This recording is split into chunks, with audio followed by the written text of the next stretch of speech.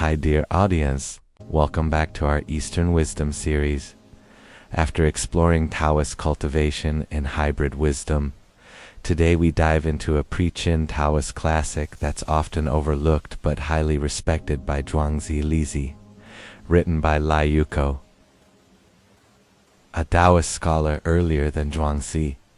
This book uses vivid fables to interpret profound Taoist principles, and its core thought of unity of man and nature lays a foundation for later Taoist philosophy.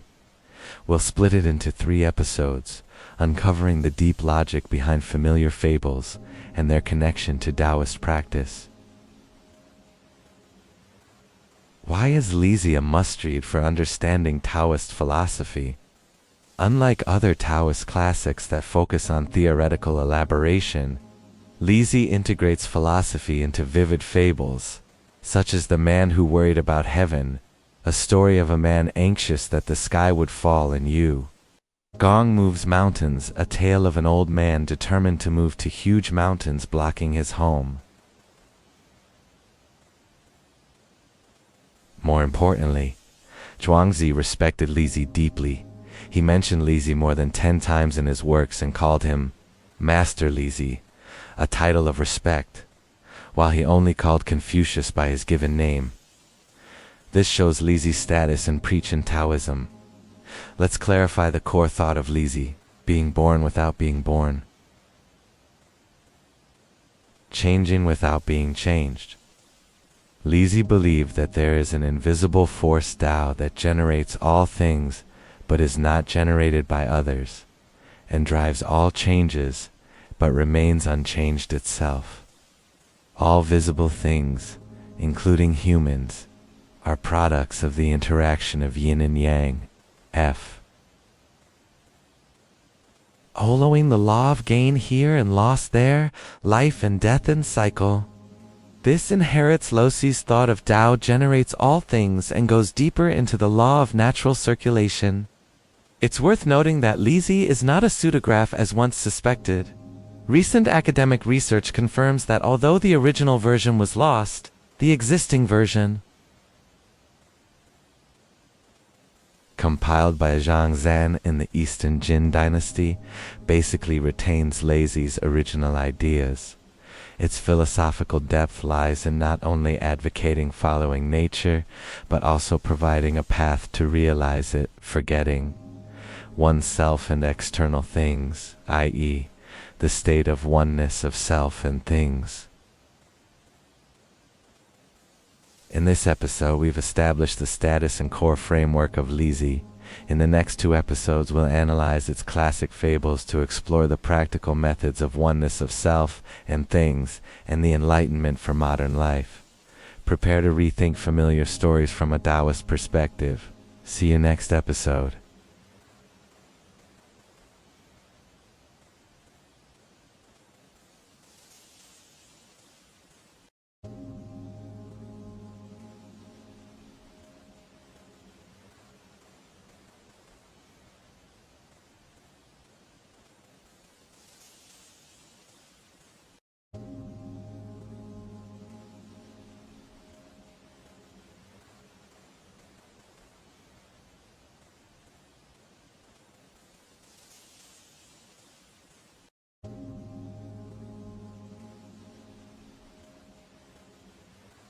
Hi everyone, welcome back to our interpretation of Liezi.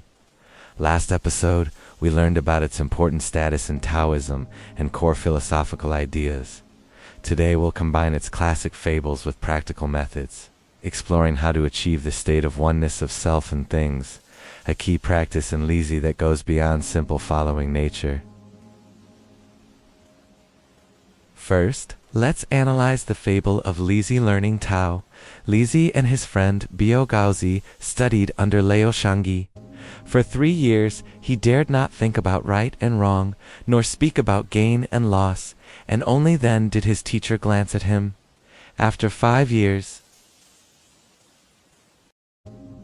he still maintained this state, and his teacher finally smiled at him.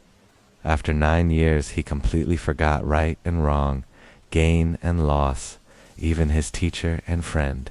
and felt his body merged with nature. I don't know if the wind carries me, or I carry the wind. This fable reveals the three-stage practice path of oneness of self and things. The first stage, 3 years, is restraining desires and thoughts, avoiding inner judgment and external arguments, which is similar to the mind purification method in previous classics. The second stage, 5 years, is stabilizing the state, making non-judgment a habit, not just a forced restraint. The third stage, 9 years, is natural integration, forgetting the boundary between self and nature, achieving true Wu Wei. Another fable, The Man Who Worried About Heaven, which tells of a man obsessed with anxiety that the sky would collapse and the earth would crumble, is not just a story mocking unnecessary worry. Its deep Taoist meaning is that humans are part of nature. The sky is condensed Q vital energy, and the earth is accumulated soil. Whether the sky or earth changes, it follows natural laws. Worrying about things beyond human control goes against the Tao, teaching us to distinguish between controllable and uncontrollable, a key practice to reduce modern anxiety. Unlike shallow interpretations, Liezi's fables are carriers of philosophy. The practice path it proposes is gradual and down-to-earth, not an abstract state. In the next episode, we'll explore how to apply this three-stage method to modern life, and decode another classic fable, Yu Gong Moves Mountains, from a philosophical perspective. See you next episode.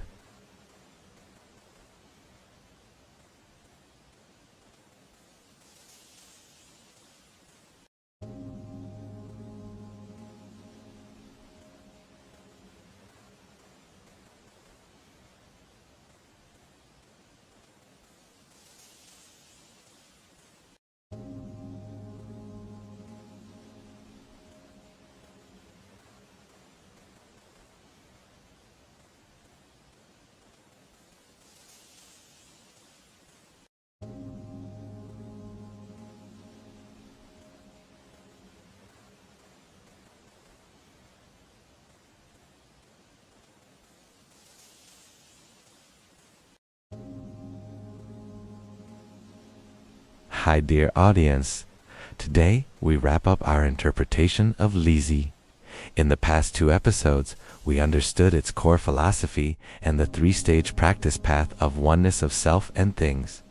Today, we'll dig deeper into its timeless value, exploring how this pre-Qin Taoist wisdom solves modern dilemmas like anxiety, perfectionism, and distraction. First, the three-stage practice eases digital distraction. Modern people are bombarded by information and notifications, making it hard to focus. The first stage of restraining thoughts teaches us to avoid overjudging information. The second stage of stabilizing the state helps us build focus habits. The third stage of natural integration lets us focus on the present without forced concentration, a more effective method than fragmented meditation.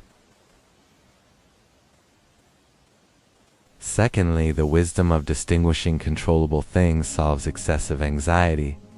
The Man Who Worried About Heaven reminds us that most modern anxieties come from worrying about uncontrollable things, future uncertainties, others' evaluations, etc. Following Liezi's advice, we should focus on what we can control and let go of what we can't, which aligns with the following nature wisdom, but is more practical for modern life. Furthermore, Yu Gong Moves Mountains, the story of an old man who decides to move to massive mountains blocking his family's home, persisting even when mocked, is not just about praising perseverance. Its philosophical core lies in the balance of natural circulation. Moving the mountains would disrupt nature's balance, So the heavenly emperor sent gods to help Yugong. This teaches us that perseverance should be based on following natural laws, not blind stubbornness, a warning against modern perfectionism that forces things against the grain. The greatest value of Liezi is that it connects profound philosophy with daily life through fables. It doesn't advocate escaping from the world, but teaches us to live in harmony with nature and ourselves in a chaotic world. This enriches our Taoist wisdom system, complementing previous classics with a more gradual practice path.